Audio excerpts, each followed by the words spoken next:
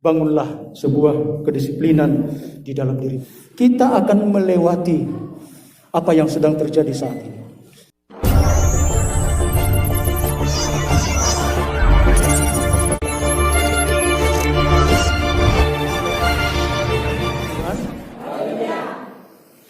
Jemaat yang dikasihi Tuhan Yesus Kristus, kita bersyukur di pagi hari ini, di minggu ibadah raya kita di pagi hari ini, kita masih kesempatan diberikan Tuhan kesehatan di dalam memuji dan memuliakan namanya.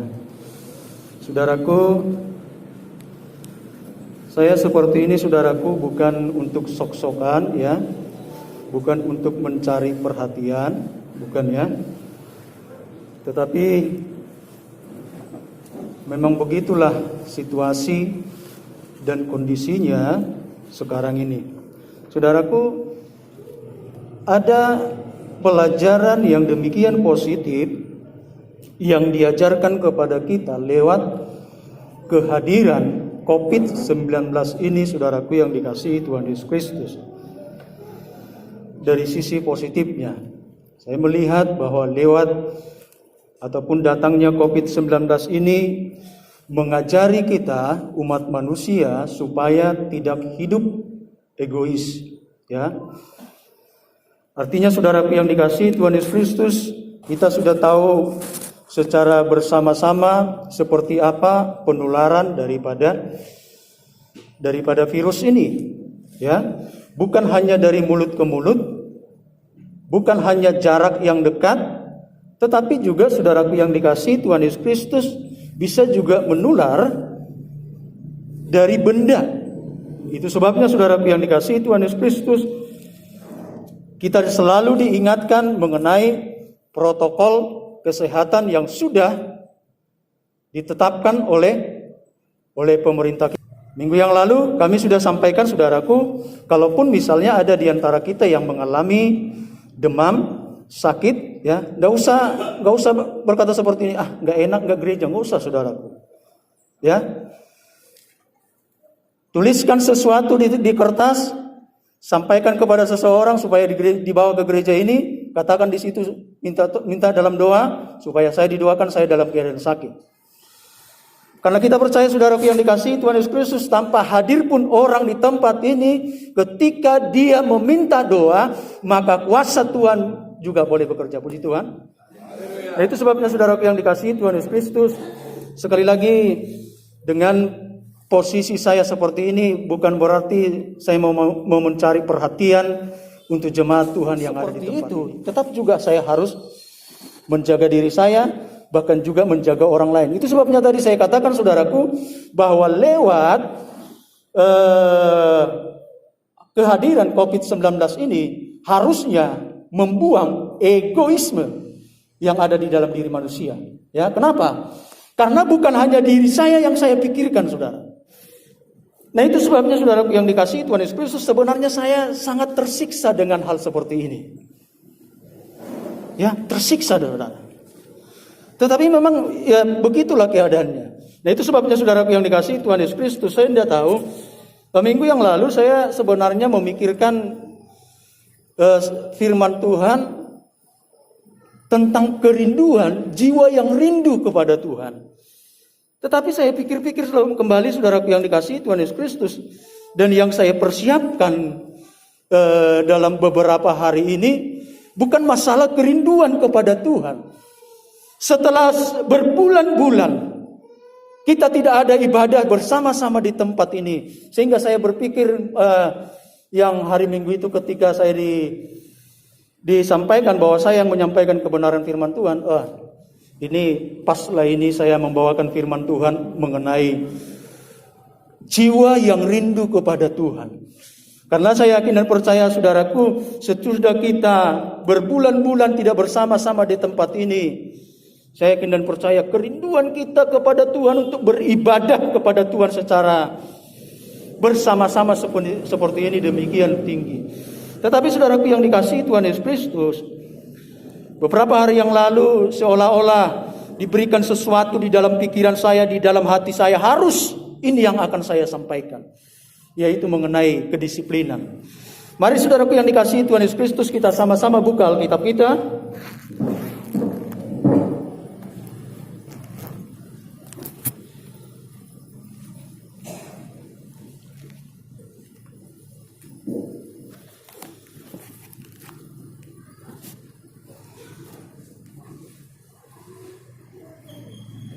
Dua Timotius pasal yang kedua,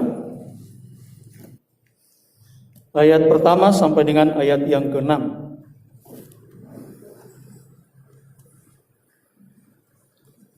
Kalau sudah ketemu katakan haleluya. Dan saya ajak semua kita bangkit berdiri.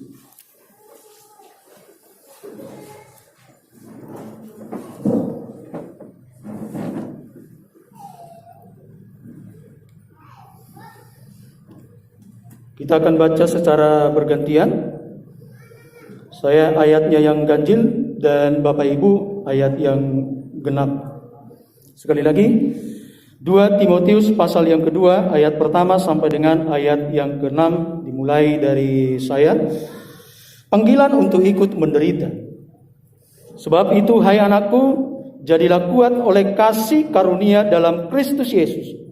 Apa yang telah kau dengar dariku daripada pandangan kasih, percaya itu kepada orang yang dapat dipercayai dan juga ikutlah menderita sebagai seorang prajurit yang baik dari Kristus Yesus. Seorang prajurit yang sedang berjuang tidak memusnahkan dirinya dengan soal-soal kehidupannya, supaya seorang olahragawan hanya dapat memperoleh mahkota sebagai juara apabila ia bertanding menurut peraturan-peraturan olahraga.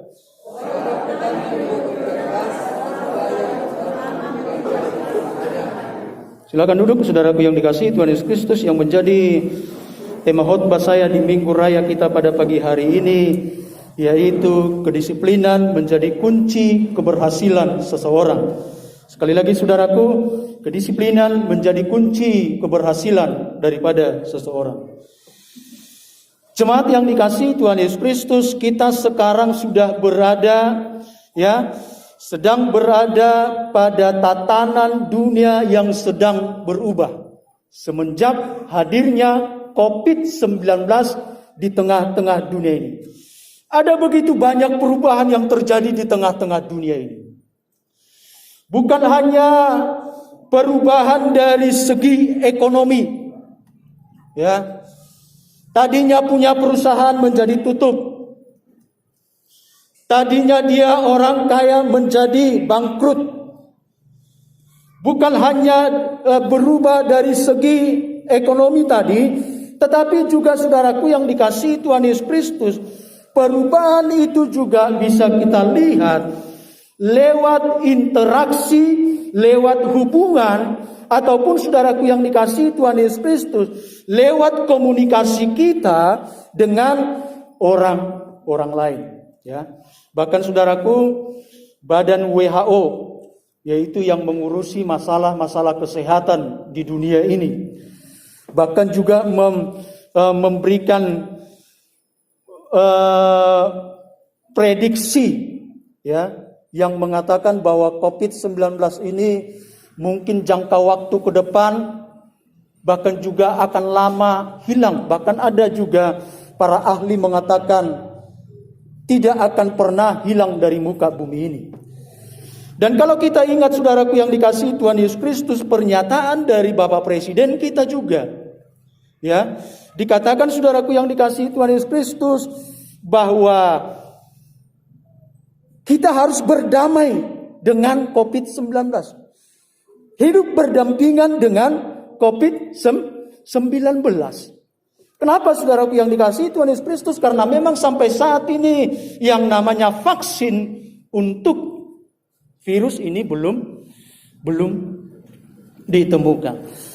Nah saudaraku yang dikasihi Tuhan Yesus Kristus, memang kalau kita lihat di beberapa daerah, ya, beberapa daerah sudah memberlakukan apa yang disebut dengan new normal. Ya, di beberapa daerah, belum semua daerah secara nasional, hanya beberapa daerah yang sudah ditentukan oleh pemerintah. Amat terlebih saudaraku yang dikasihi Tuhan Yesus Kristus, gugus percepatan penanggulangan daripada COVID-19. New normal. Ada kenormalan yang baru. Ya. Ada kenormalan yang baru. Manusia ini saudaraku yang dikasihi Tuhan Yesus Kristus perlu makan. Betul? Puji Tuhan. Manusia ini juga saudaraku yang dikasihi Tuhan Yesus Kristus enggak mungkin selamanya tinggal di rumah. Kecuali memang mereka yang ahli, yang yang mahir dengan dunia internet, yang bisa jual beli dari situ. Ya. Walaupun dia enggak kemana-mana saudaraku yang dikasihi Tuhan Yesus Kristus, tetapi uang selalu mengalir kepada dia. Lewat apa tadi? Lewat penggunaan daripada internet tersebut. Tetapi kita ini kan tidak semuanya ahli dengan internet. Bahkan juga saudaraku yang dikasihi Tuhan Yesus Kristus, tidak semua kita mahir yang namanya jual menjual. Ya kan? Edak sudah ada mangdoda inang songon inang situa boru hiti. Malu berjual, malu menawarkan sesuatu kepada orang lain.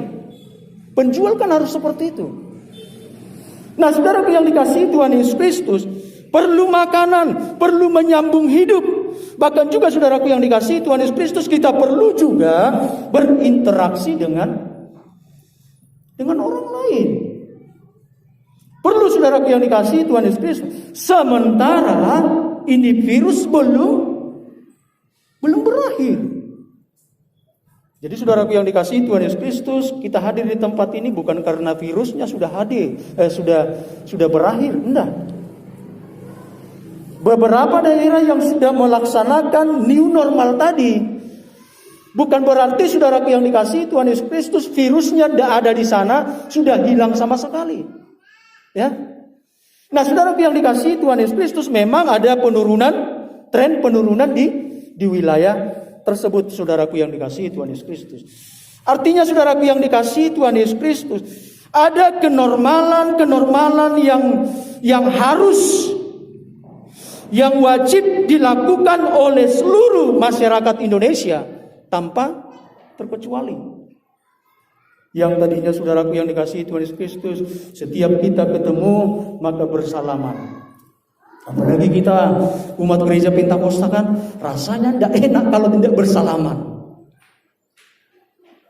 Saudaraku, saya tadi masuk ke ruangan ini, kalau saya tidak bersalaman dengan hamba-hamba Tuhan, dengan jemaat Tuhan, rasanya kurang enak, ada sesuatu yang kurang. Tetapi saudaraku yang dikasihi Tuhan Yesus Kristus, ada kenormalan yang baru. Normal doibana. Dan menyalahi. Bahkan juga saudaraku yang dikasihi Tuhan Yesus Kristus, apa yang sudah kita lakukan ini, dengan menjaga jarak seperti ini juga kenormalan yang baru. Kita lagi saudaraku yang dikasihi Tuhan Yesus Kristus, tidak bisa lagi membuat satu perkumpulan sesuka hati kita. Termasuk juga saudaraku yang dikasihi Tuhan Yesus Kristus, apa yang ibu bapak lakukan, yang ada di mulut kita ini menjadi normal yang baru. Seumur-umur saya saudaraku baru setelah COVID-19 ini saya aktif make masker ini.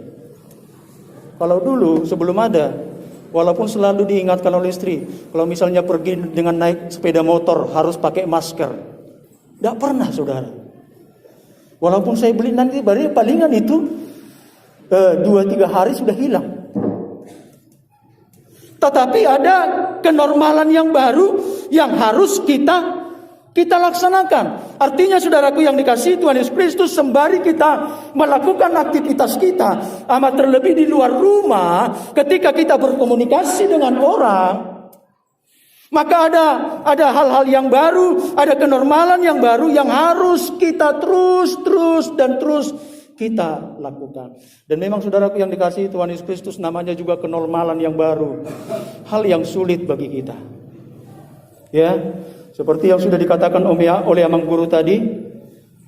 Ya, bukan berarti saudaraku, karena kita tidak bisa bersalaman antara satu dengan yang lain, maka kasih kita jadi berkurang. Tidak. Oleh karena Bapak Ibu memakai misalnya masker kemana-mana, lalu Bapak Ibu orang yang tidak beriman, tidak saudara. Ya, tidak saudaraku yang dikasihi Tuhan Yesus. Memang seperti itulah tatanan dunia sekarang ini, saudaraku yang dikasihi Tuhan Yesus Kristus. Bahkan selama ini, dan saya pun, palingan saudaraku kalau mau makan saya cuci tangan. Mau makan dan selesai makan. Tetapi sekarang ini enggak. Makan enggak makan harus cuci tangan. Ya kan? Itu kenormalan yang baru. Kalau saya misalnya pergi ngantar istri ke kantor, ya. Kalau saya pergi ke sekolah misalnya, ada rapat di situ. Oh, Bapak 36,2,3 silakan masuk. Padahal sebenarnya saudaraku sudah dibersihkan juga, sudah kita cuci juga tangan kita di situ di sekolah, bahkan seperti ini tadi. Ya. Anak-anak kita mengarahkan kita masuk ke tempat ini untuk apa? Untuk cuci tangan. Ya. Bahkan juga minggu yang lalu sebelum kita mulai peribadatan di sini, ini semua dibersihkan. Ya, disemprot. Ya. Iya. Disemprot saudaraku yang dikasihi Tuhan. Ini kenormalan yang baru saudaraku yang dikasihi Tuhan Yesus Kristus. Nah itu sebabnya saudaraku yang dikasihi Tuhan Yesus Kristus, lewat kebenaran firman Tuhan di pagi hari ini kita diingatkan kembali tentang yang namanya sebuah kedisiplinan. Itu sebabnya saudaraku yang dikasihi Tuhan Yesus Kristus, ini ketua gugus tugas yaitu Bapak Doni Monardo mengatakan seperti ini. Ya. Ketua gugus tugas percepatan penanganan COVID-19 dalam menghadapi krisis ataupun dalam menghadapi virus ini saudaraku, maka dituntut masyarakat Indonesia hidup di dalam kedisiplinan. Dan saya yakin dan percaya saudaraku yang dikasihi Tuhan Yesus Kristus, ketika kita berbicara tentang kedisiplinan, maka saudaraku yang dikasihi Tuhan Yesus Kristus, Alkitab juga membicarakan tentang kedisiplinan. Puji Tuhan. Iya. Terlalu banyak saudaraku yang dikasihi Tuhan Yesus Kristus, ayat-ayat firman Tuhan berbicara tentang kedisiplinan. Dan itu tidak akan semuanya saya bacakan. Misalnya saudaraku 1 Korintus 9 ayat 25 sampai 27 mengatakan, tiap-tiap orang yang turut mengambil bagian dalam pertandingan menguasai dirinya dalam segala hal. Mereka berbuat demikian untuk memperoleh mahkota yang fana. Tetapi kita untuk memperoleh suatu mahkota yang abadi.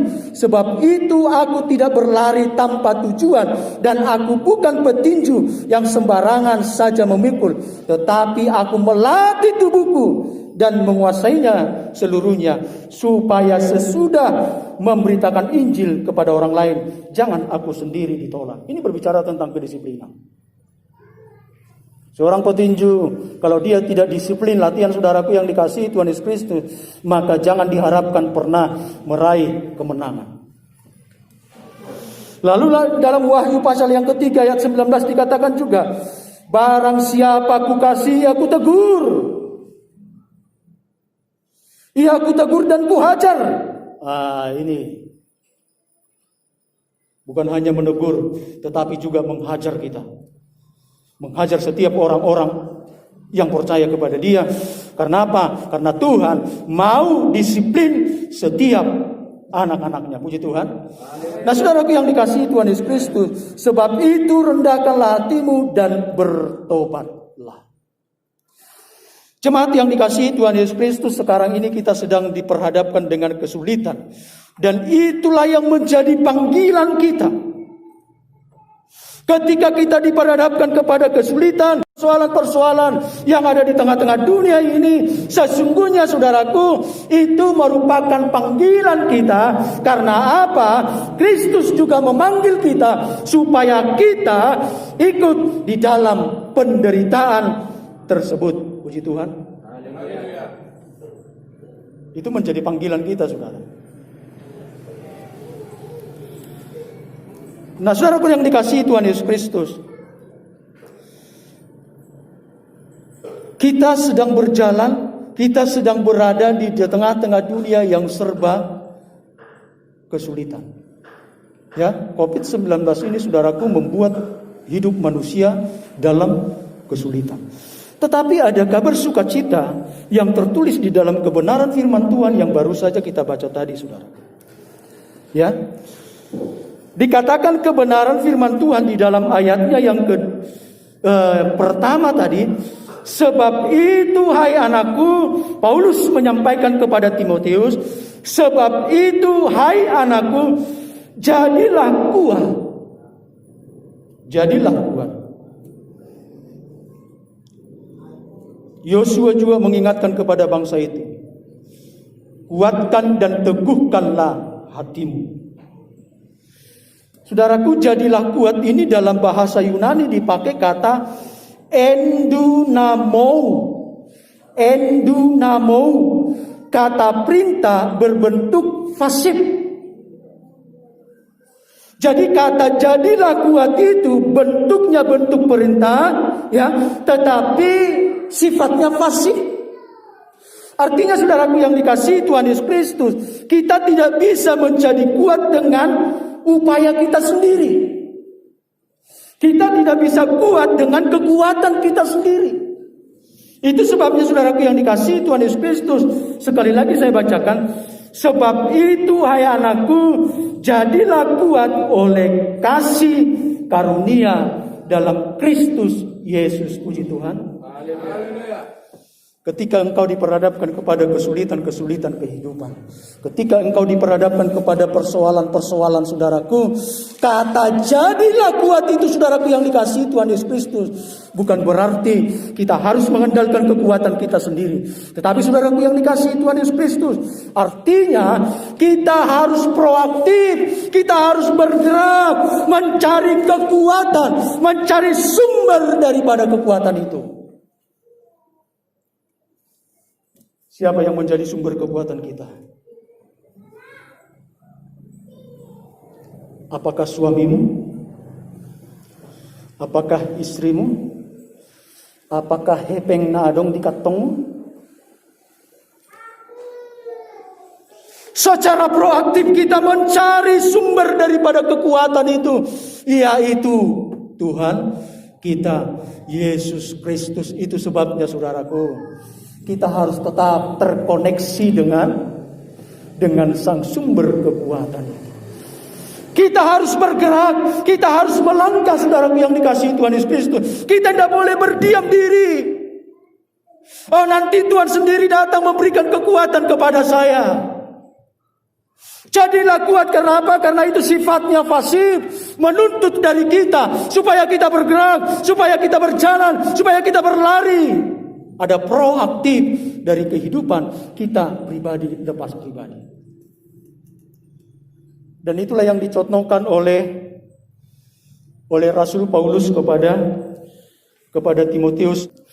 Dikatakan di dalam ayat yang keempat itu, seorang prajurit yang sedang berjuang tidak memusingkan dirinya dengan soal-soal penghidupannya, supaya dengan demikian ia berkenan kepada komandannya. Prajurit adalah seorang yang begitu disiplin di dalam kehidupannya, saudara. Rasul Paulus mengambil contoh ini.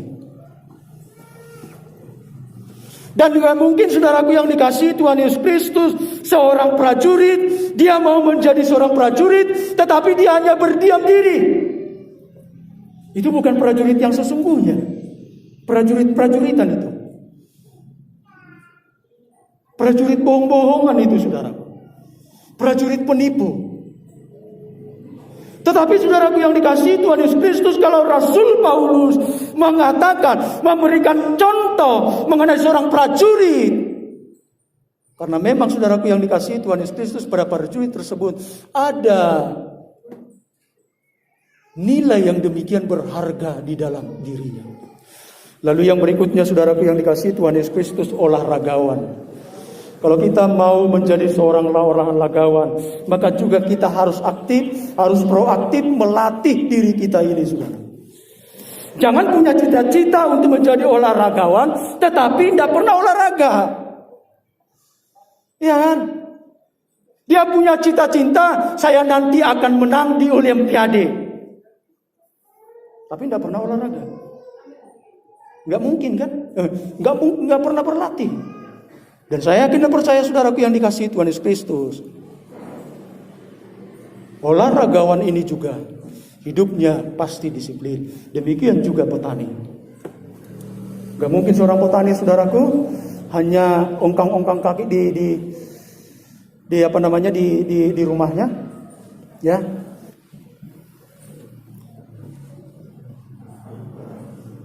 Ternyata saudaraku yang dikasihi Tuhan Yesus Kristus, betapa luar biasanya sebuah yang namanya kedisiplinan.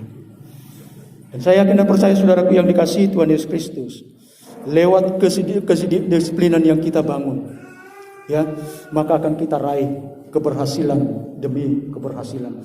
Kita akan melewati apa yang sedang terjadi saat ini. Ya, saudaraku yang dikasihi Tuhan Yesus Kristus, sebagai hamba Tuhan di gereja ini, saudaraku, mari kita membangun disiplin dimanapun kita berada, saudara. Bukan hanya di rumah ini, bukan hanya di rumah Tuhan ini. Ya, saya sejak hadirnya COVID ini, saudara, kalau saya misalnya keluar dari rumah, ada rentan waktu katakanlah 1 jam, 2 jam, bahkan lebih. Untuk sekarang ini saya selalu membawa air minum. Selama ini saya tidak pernah. Saya selalu memikirkan, adanya aqua di situ. Berapa sih harga aqua? 3.000, 4.000-nya. Seumur umur saya tidak pernah bawa ini, saudara. Saya campur supaya hangat. Kenapa? Karena dikatakan air hangat kalau sering kita minum, sesering mungkin, ya. Di sini katanya kalau misalnya virus itu sudah masuk ke tenggorokan kita, maka virus tersebut bisa mati. Makanya ke anak-anak muda juga saya anjurkan minggu yang lalu, ya, mau kemana-mana silakan bawa air hangat. Ke kampus kalau misalnya ada pertemuan silakan bawa. Nah, saudaraku yang dikasihi Tuhan Yesus Kristus, saya tidak akan perpanjang kebenaran firman Tuhan. Mari kita mulai. Mungkin selama ini memang sudah kita laksanakan yang namanya kedisiplinan itu. Tetapi firman Tuhan ini kembali mengingatkan kita, saudara. Dimanapun kita, saudaraku. Sekali lagi, saudaraku yang dikasihi Tuhan Yesus Kristus, bahwa hidup kita ini terus-menerus berjalan terus, ya. Yang beraktivitas tetap melakukan aktivitasnya, tetapi sesuai dengan koridor yang sudah ditetapkan oleh, yaitu protokol kesehatan tersebut. Saya benar percaya saudaraku yang dikasihi Tuhan Yesus Kristus, kalau itu menjadi kita pegang teguh, maka apa yang akan kita takutkan itu akan terhindar dari setiap kehidupan kita.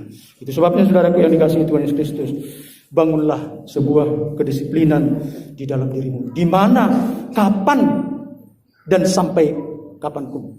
Amat terlebih saudaraku yang dikasihi Tuhan Yesus, selama COVID-19 ini masih ada di tengah-tengah dunia. Memang doa dan harapan kita supaya apa? Supaya ini secepatnya berlalu. Baik saudaraku yang dikasihi Tuhan Yesus Kristus, kita sama-sama bangkit berdiri. Dan nanti untuk doa mengakhiri ibadah kita ini saya serahkan kepada Bapak Gembala.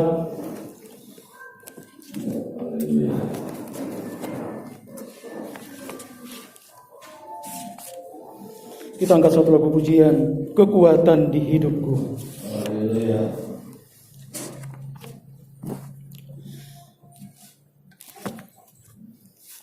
Renungkan kebenaran firman Tuhan ini, saudara.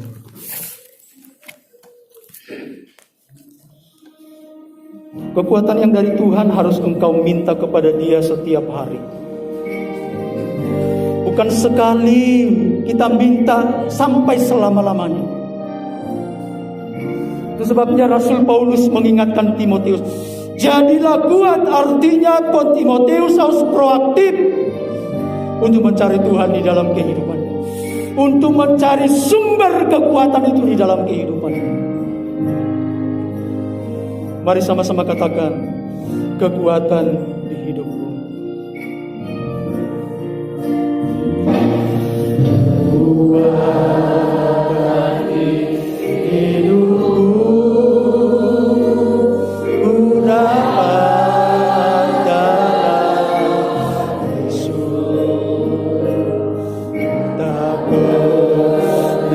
tinggalkanku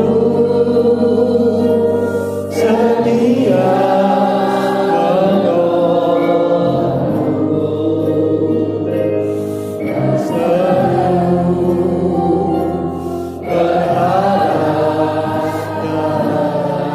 katakan sekali lagi, kekuatan di hidupku.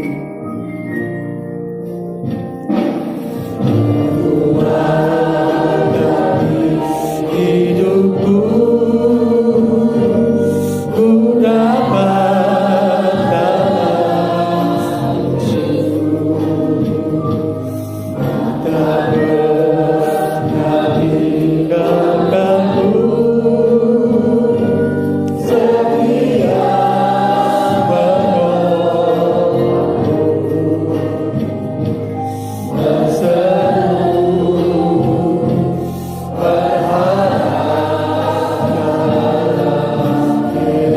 Ajaib kau Tuhan,